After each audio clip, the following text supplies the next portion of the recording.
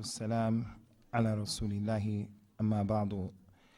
For this, the last lecture for this program that we've been dealing with in the last 2 days, some sister during the course of the day had put forth a question concerning the 10 major signs. So the organizers had agreed that the talk can be something centered around that, to change it from what was the last scheduled topic. I think it was called Famous Women of Islam, something like that.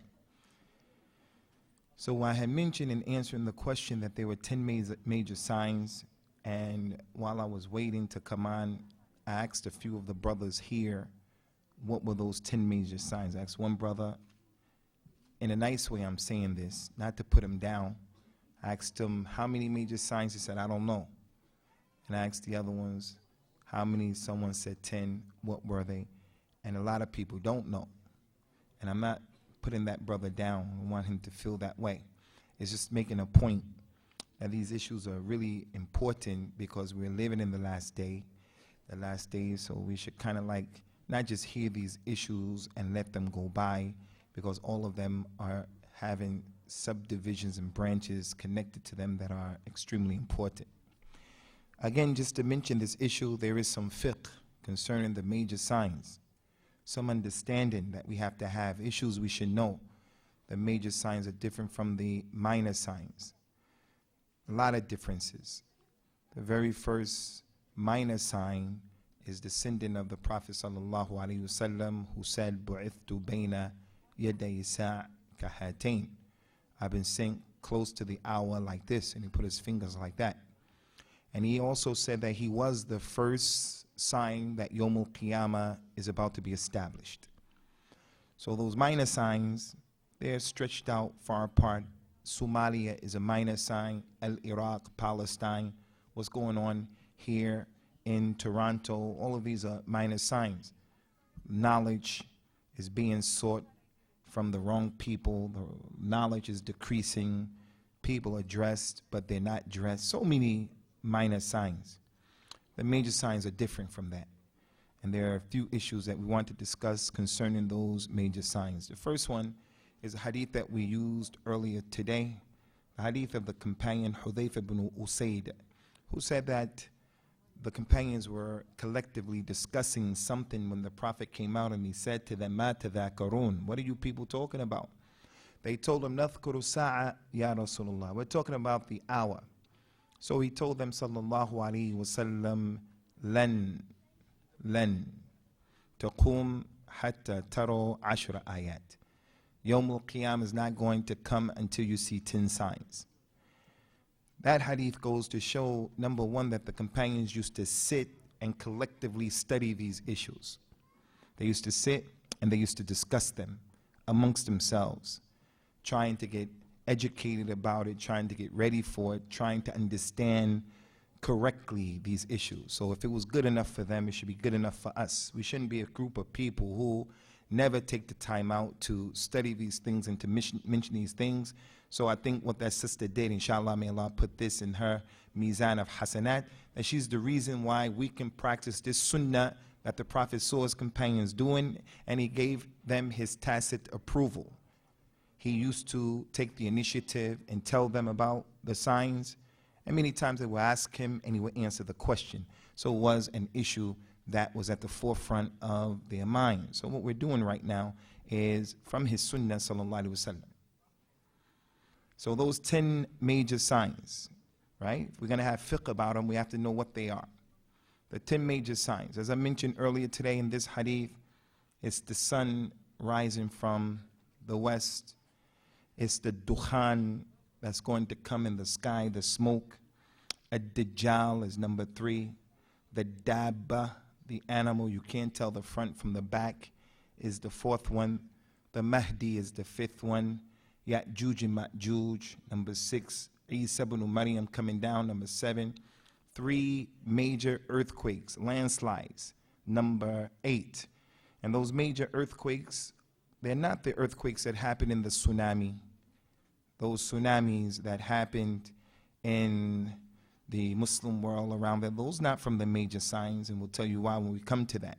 So if those tsunamis were not a major earthquake of the major signs, then only Allah knows the intensity and the sheer volume of the earthquakes of Yawm al-Qiyamah being established.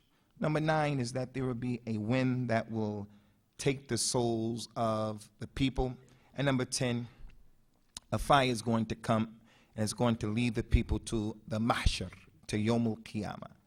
So that's what the Nabi said, sallallahu alaihi wasallam. So from understanding and contemplating these major signs, we have to know what they are first. And we have to also understand about them the way the companions understood. It's not permissible for you to understand that the Mahdi is the Mahdi of the Shiite, somebody who's waiting in a cave for over 1,000 years. The Mahdi is not the Mahdi of Sudan, who fought the Brits and defeated the Brits. The Mahdi is not Dr. York in Brooklyn from the Ansarullah community. A Dajjal, the Dajjal that the companions understood, not the Dajjal of the people, arrivals. We found that many of our Shabab used to get on the internet and they would watch all of those clips on YouTube about the arrivals. 5 hours worth of videos. You have to get a life. If you have time to watch that nonsense and then at the end of the day they're talking about a Shiite Mahdi, the Dajjal was a Mahdi the Dajjal was a human being. That's what the companions understood. They thought that the little boy Abdullah ibn Sayyad was possibly the Dajjal. The Prophet said that the Dajjal, he won't have any children. He's a human being who has one eye. He's not the TV set. You'll find somebody saying that the Dajjal is the New World Order, it's the financial system, it's the political system. Oh, the Dajjal is a human being. So the point is, all of these 10 signs, we have to understand them, comprehend them, get fiqh about them, and come out with a natija or a result that the companions came out with, not some new stuff. Another thing that we have to understand about these 10 major signs is that the Nabi sallallahu alaihi wasallam didn't mention these things just so that we can gather up information for the mere gathering of information. He mentioned these things so that people can do works. And what was collected by Imam Muslim on the authority of Abu Hurairah radiyallahu anhu, the Nabi told the people sallallahu alaihi wasallam, Badiru bil a'mal sitta. Hurry up and do the good deeds before 6 things happen. Hurry up and get busy and do the good deeds before 6 things happen. From those 6 things, 4 of them were from the major signs that he mentioned. Hurry up and do good deeds before the sun comes up from the west. Hurry up and do the good deeds before the dabba comes out. Hurry up and do the good deeds before the smoke comes. Hurry up and do the good deeds before the Dajjal comes. And the other 2 are from the minor signs. Hurry up and do good deeds before you die. And hurry up and do good deeds before the bad leaders are over the Muslims. So the point here is, from the fiqh of these major and minor signs, is that the goal and the objective is not just information. It's about doing works. Badiru bil a'mal fitanan kalayl al-mudhlim. Yusbihu ar-rajul mu'mina wa yumsi kafira. Wa yumsi mu'mina wa yusbihu kafira. Yabi'u dinahu bi aradin min ad-dunya. Hurry up and do the good deeds before the time comes when there's a lot of fitna. A person will wake up in the morning as a believer and he'll go to sleep at night as a kafir. He'll go to sleep at night. The nighttime comes, he's a believer. In the morning, he'll wake up as a kafir. A person will sell his religion just for some miserable price of the dunya. So the goal and the objective of these major signs is a rahmah from Allah, that we have minor signs and major signs so that people who are sleeping can wake up. People who are making sins can make tawbah, all of us, making preparations for the issue. So that's the third point that we want to mention. And there are a lot of ahadith. The Nabi sallallahu alaihi wasallam saw in a dream the wall of Ya'juj and Ma'juj. He saw in a dream that it was opening up. And he woke up in a state of fear. And he told the people, وَيْلُ لِلْعَرَبْ مِنْ شَرٍ اِقْتَرَبَ فُتِحَ الْيَوْمِ رَدْمُ يَأْجُوجْ وَمَأْجُوجْ كَهَكَذَا. Woe unto the Muslims from the evil that is close. The wall of Ya'juj and Ma'juj has opened up like this. And he said every day they're coming and they're trying to open up that wall, And when they can't get it open, by the time the sun goes down, they say, okay, we're coming back tomorrow, and they go back.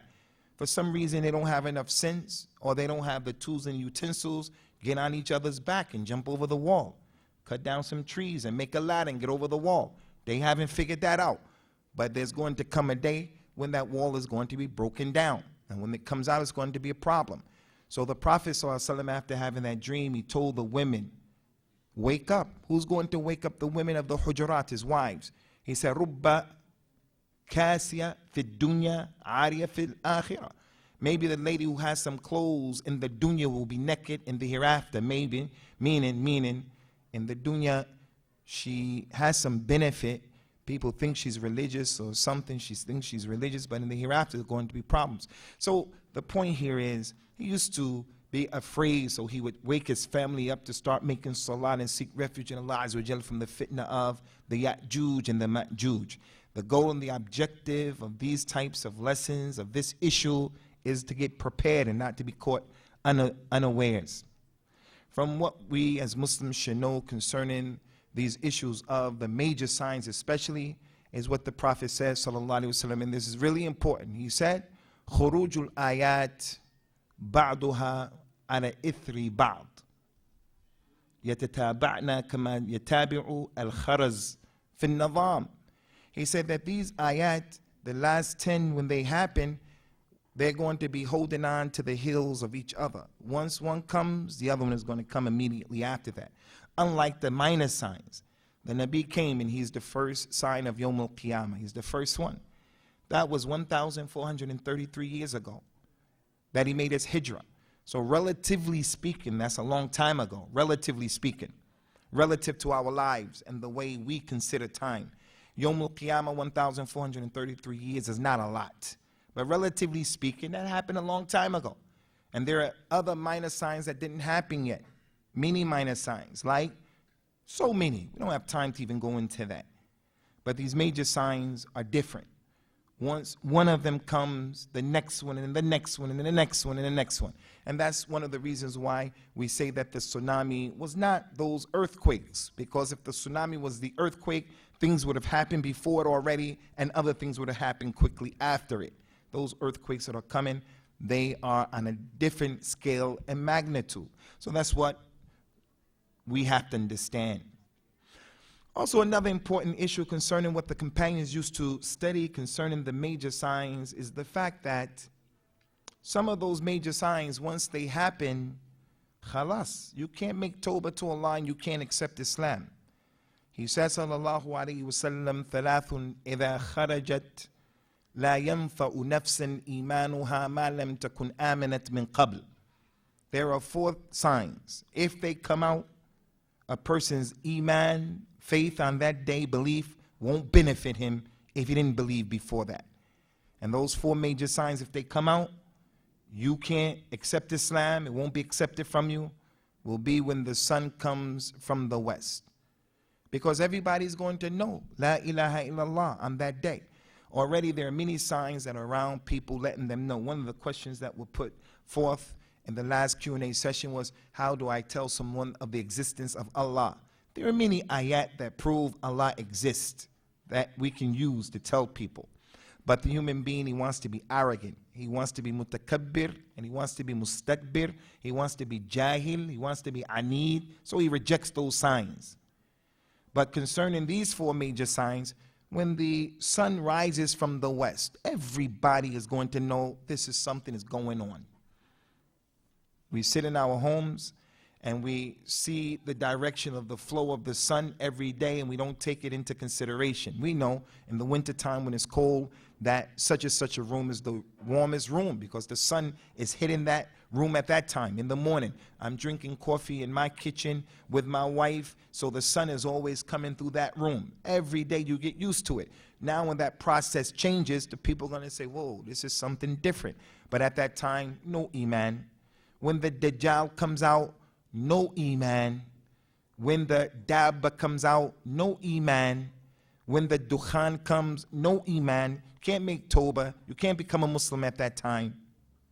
Whereas when Ya'juj and Ma'juj come out, people can become Muslims and they can accept Islam. When the Mahdi comes, they'll see from him stuff, they'll become Muslims, no problem. But those 4 things, if they happen, then khalas. From the fiqh of the major signs is that the tartib, only Allah knows their reality. No one can sit before you and tell you for sure the first sign is going to be this and the second, third, fourth, fifth. No one can say that, because we have different hadith that suggests this is the first one and different hadith that suggests this is the last one. So coming and harmonizing those hadith is a discussion for another time. But the point is, we can't say what's the first and what's the last. Some hadith suggests that the last sign is the sun coming from the west. Other hadith suggests that the fire that comes up and leads the people to al-mahshar is the last one. So we don't know. But what we do know about the tartib is that some of them we know their succession. We know that the Mahdi will come before the Dajjal. And then the Dajjal will come before Isa ibn Maryam.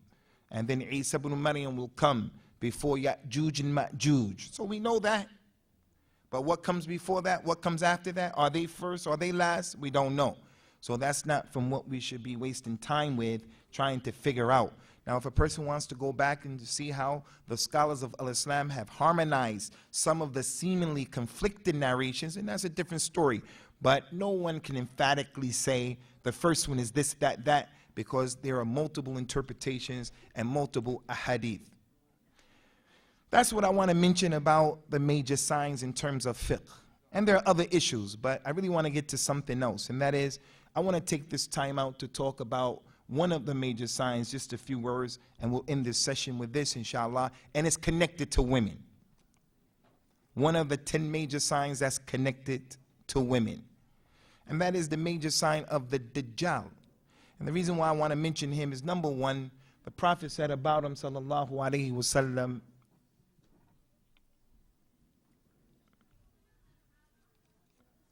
ما من نبي إلا وقد حذر قومه من المسيح الدجال. There was never a prophet who came except that he warned his people about the Dajjal. They didn't all warn their people about Ya'juj and Ma'juj. They didn't all warn their people about the Dabba. They all warned their people about the Dajjal. He said about that Dajjal, sallallahu alaihi wasallam, ما من خلق بين آدم إلى قيام الساعة أكبر من الدجال. There's no fitna from the time that Allah created Adam until Yawm al-Qiyamah. There's no fitna bigger than that Dajjal. That Dajjal is a big problem. He's going to come out, and he'll come to a city of people who will be suffering from a drought, and he'll tell them that he is their Lord, and they'll believe in him. And as a result of that, they're going to get rain, and their animals are going to flourish, and their vegetation is going to flourish, and they're going to benefit in the dunya. And then he'll leave that town and go to another town of believers, and he'll tell them, I'm your Lord, and they'll disbelieve in him because they know the aqidah. They know that Allah Azza wa Jal can't be seen in the dunya, so that disqualifies you.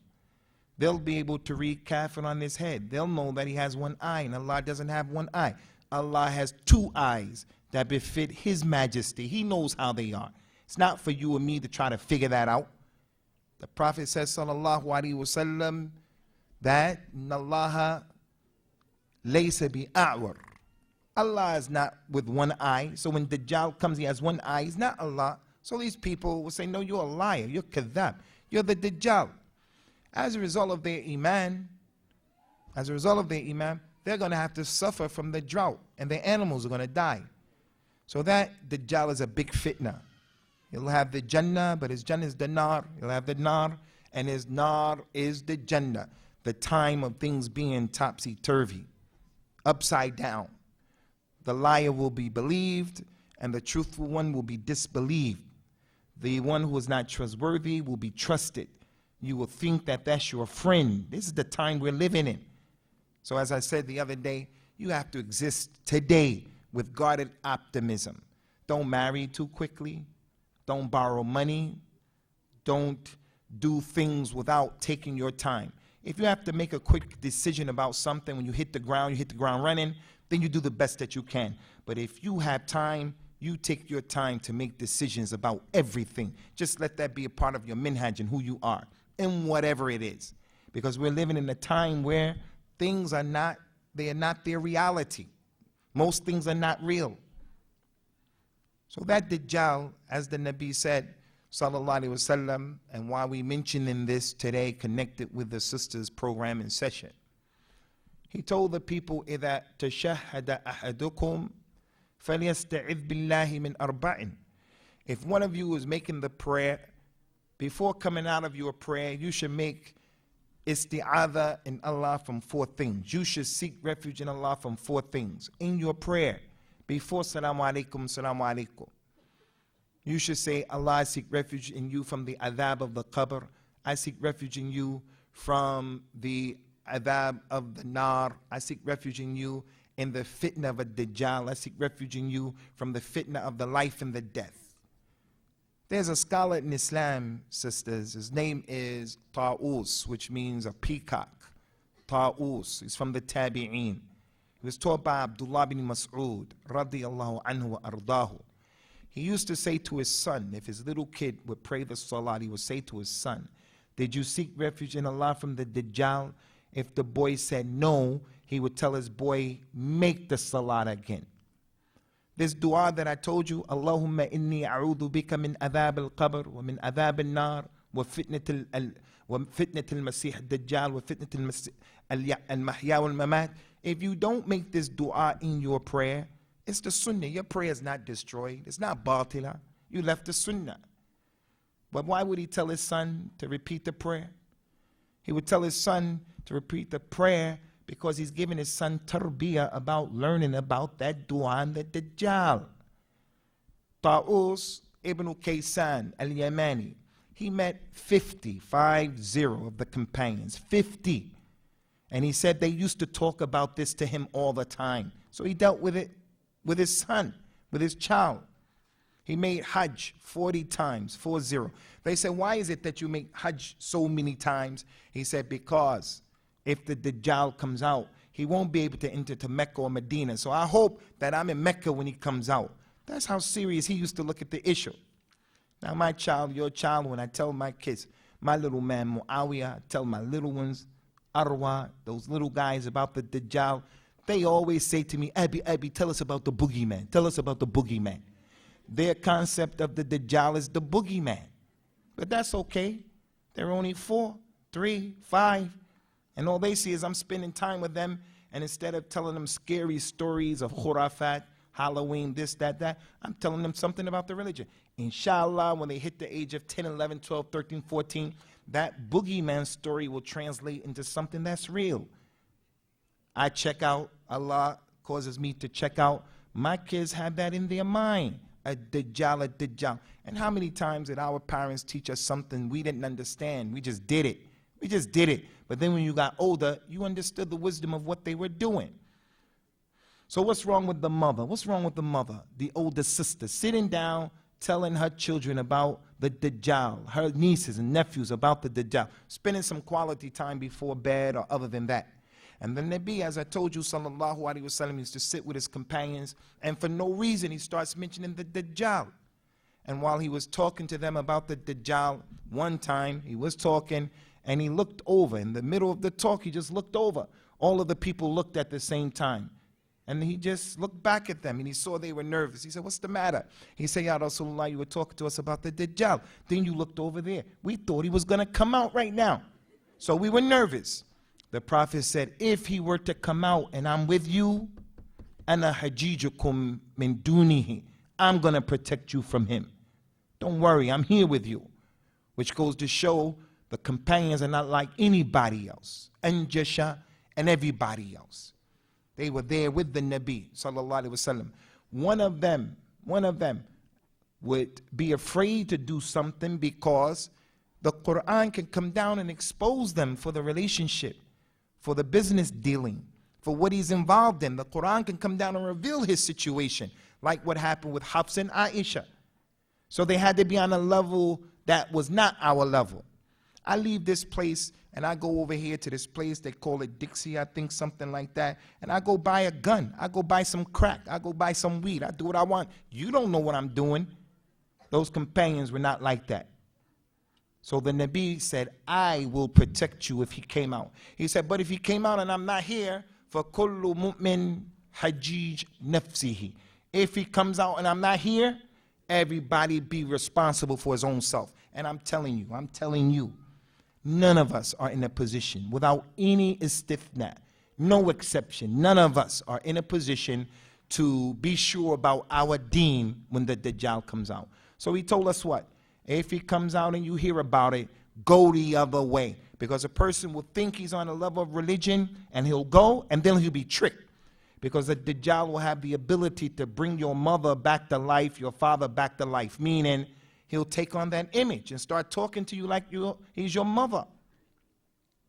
And that's why we don't sit and take knowledge from any and everybody based on that hadith. Don't go to any and everybody. Go to the people who they have knowledge, they're talking about the sunnah, they're talking about the correct aqidah, they're inviting the people to al-ittiba and i'tisam on the sunnah and things like that. People talking all that nonsense, jihad, the da'wah of killing people, shabab, this, that. Avoid those people. We don't want our young people throwing their lives away, going to Somalia to do what? To do what? To raise the banner of La ilaha illallah? So anyway, the point here is that Tabi'i, Ta'us ibn Kaysan al-Yamani, tell his son, do your salat again. Why did he tell him that? Again, because the companions used to put that type of tarkeez and emphasis on the issue, and also because he knew the majority of the people will follow the Dajjal are women and children. That's what the Nabi said. That's not a misogynistic statement. That's not a statement where someone is anti-woman and feminine. La. The majority of the people will follow the Dajjal or the women. And that's for many reasons. They don't have many opportunities to get educated in the deen. A lot of times the woman is just a vessel to have children and that's it. A lot of times the culture, the society is putting her on the parameters of she's being marginalized. She's not learning. Another reason, as we mentioned the other day, she's watching TV all day, those musalsalat. She's just, that's her life, is the musalsalat. She buys those magazines about who did this and who did what and what happened and that and this, who had that and why did they name their baby this and that and that. It's not only women who do that, but generally that's what you'll find. That's what you'll find. And you'll find men, they'll go to the movies and they'll watch a movie, and I'm not saying that's okay, but it's a fact. They'll go to the movies, they'll watch a movie, but not like the woman. Many women give their time to that nonsense. So the man will say to his friend, stop being like a woman. Stop being like a woman. So it's not for the Muslim woman to have her mind in the gutter like that. The Prophet says, sallallahu alaihi wasallam, inna Allaha yuhibbu ma'ali al-umur wa yakrahu safsafaha. Allah loves the high affairs, for you to have high determination, for you to be a person who memorizes or do this, you get your degree. Don't just be satisfied with what's low. These Asian communities, we call them Asians over there. Only when I started to live in the UK would I call them Asians, but Pakistanis, these Pakistanis in the other masajid in this city, they expect their children to go to the university, and they go. And we don't expect that from our black people. We don't expect that from, we're low achievers for different reasons. And the Somali community being in the diaspora, that you find yourself, you not in your country, you're in a host country. And now this country has become ours, so I'm not apologizing. We're here, we pay taxes, and we've become an integral part of the fiber of this society. But we have a lot of issues. And one of those issues is being satisfied with being low achievers. Why we have to be low achievers? And then our women, our girls are accelerating academically, professionally, over the males, and something's wrong with that equation. Something's wrong with that equation. So the shahid of all of that kalam is, the point of all of that is, if the women are going to be the majority of the followers of a Dajjal, then she more than anyone has to be on top of her program. She has to be on top of her program. So that Dajjal, a lot has been mentioned concerning him. One of the reasons why we're mentioning him instead of the other 9 is again that the Prophet, he told the people sallallahu alaihi wasallam, la yakhruj. لا يخرج الدجال حتى يذهل الناس عن ذكره وحتى تترك الأئمة ذكره على المنابر. The Dajjal is not going to come out. He will not appear. He's not going to come out until people forget about him and until the Imams stop mentioning him on the minbar. So as long as people are mentioning him, people are reminding each other about him, he's not going to come out. But if the people stop talking about him, he's going to come out while the people are on that state of ghafla. And when he comes out, it's going to be a problem. It's going to be a major problem.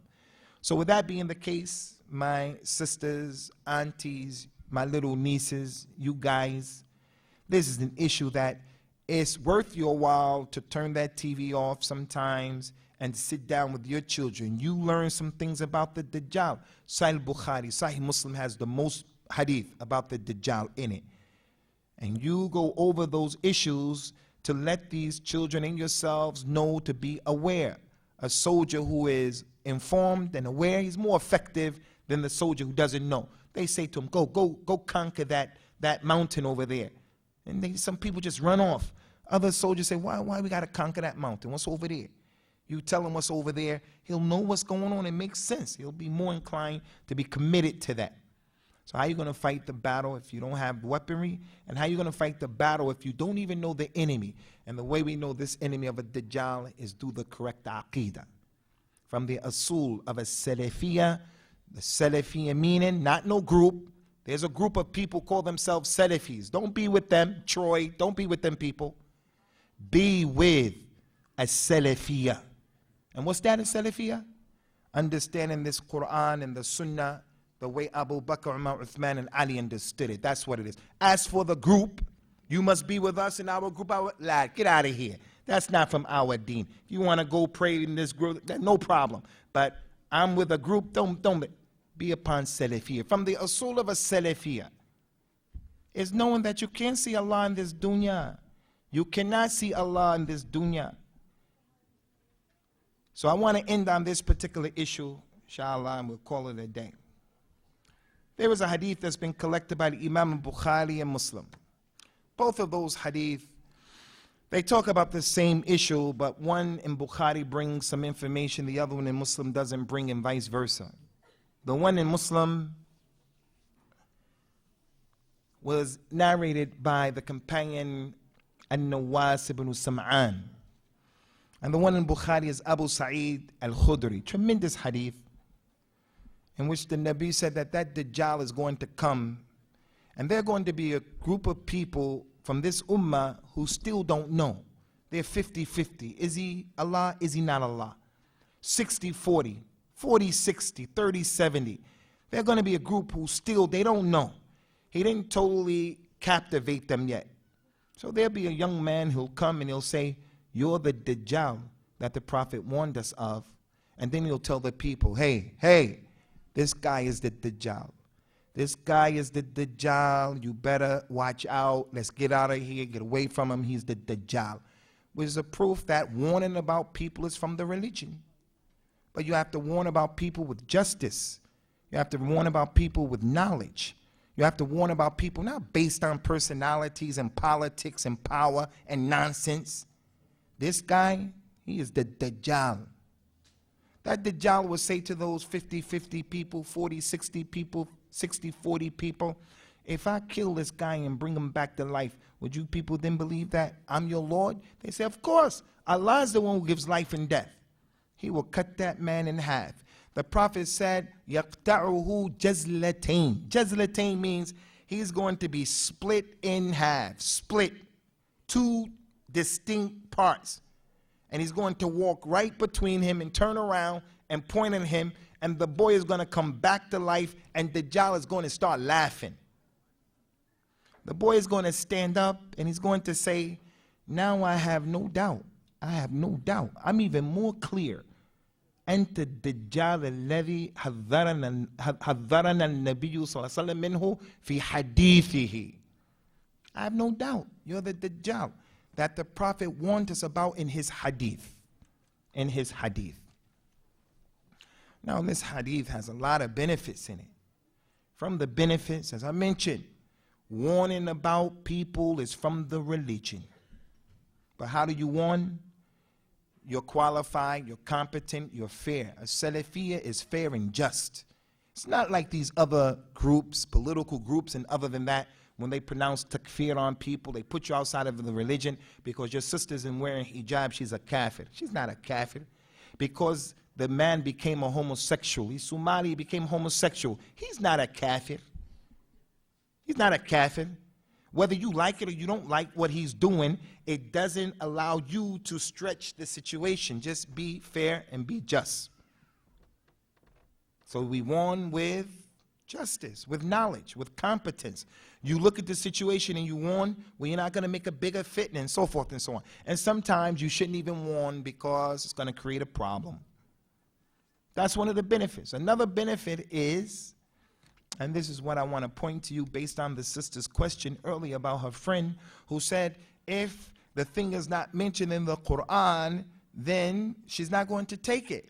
The boy said, I have no doubt that you're the Dajjal that the Prophet warned us about, sallallahu alaihi wasallam, in his hadith. You don't find the mention of Dajjal like that. You don't find that incident in the Quran about this thing happening. If you're only going to take the Quran to know about the Dajjal, you're not going to know much about him. You won't know anything about him, really, to be honest with you. You won't know that you should learn the first 10 ayat of Surah Al-Kahf and the last 10 ayat of Surah Al-Kahf, although some of the ulama who I respect, like Abu Ishaq al-Huwaini, said that that hadith is da'if, that you should read Surah Al-Kahf on Friday. He said that was da'if. There's an authentic hadith. First 10 ayats, last 10 ayats, Surah Al-Kahf will protect you from Dajjal. So you memorize them. Okay, alhamdulillah, you memorize Yasin, you memorize Ar-Rahman. No, you need to memorize those 10 ayat. First and the last ones. First one or the last 10. Because you didn't believe in the sunnah, you were ill-equipped. You weren't prepared. What kind of statement is that? So this hadith of the boy saying, I have no doubt you're the Dajjal that the Prophet talked about in his hadith, goes to show the position of the sunnah and the hadith. And that is, you can't be a real Muslim without that sunnah. And you cannot possibly be on the Sirat al-Mustaqim without the sunnah. And from the most lying people on the face of the earth, other people call themselves the Qur'aniyun in India and other than that. That's where they started out from. We only take the Quran and that's it. Well, you're making takdeeb of the Quran if you're saying that, because the Quran is telling you to take the sunnah as well. So concerning this particular issue, sisters, Amatallah, Aisha, Fatima, Sharifa, all of you sisters, Ad-Dajjal, Ad-Dajjal, Ad-Dajjal is a serious issue. We have to try to do something in terms of changing our lifestyle and what we're giving our intellects to, so that we don't dull ourselves and we dumb ourselves down to the point that when he comes, we are primed for the taking. We're ready to be taken. We're ready to be duped. We're ready to be duped. You'll be surprised at what we have to deal with. I don't know what's going on in Canada because I never lived here. But what we have to deal with over in the UK, just the khurafat, the shirkiyat of the people. There's a man in the UK right now, if you go on the YouTube, his name is Peer. The Peer with the Asians, with the Pakistanis. Peer means like the sheikh. So if you put in the YouTube, his name is Peer Uthman. Peer Uthman. They bring out a bowl or a pot that's supposed to have oil in it and is boiling oil, and the sick people come to him. He puts his hand in the oil. You can't see it. You can't see his hand going in the oil, but all you hear is a loud sound going shh. as if his hand is being burnt. And then he takes his hand out and he touches the people and they get up and they become well again. People come up in the wheelchair and he put his heel in the oil. Shh. And then he put the heel on the thighs and the knee of the man who's been crippled all his life. And then he jumps up and he starts running up and down. And then the people believe that. The people believe that the Prophet came to someone's house and he left a big footprint.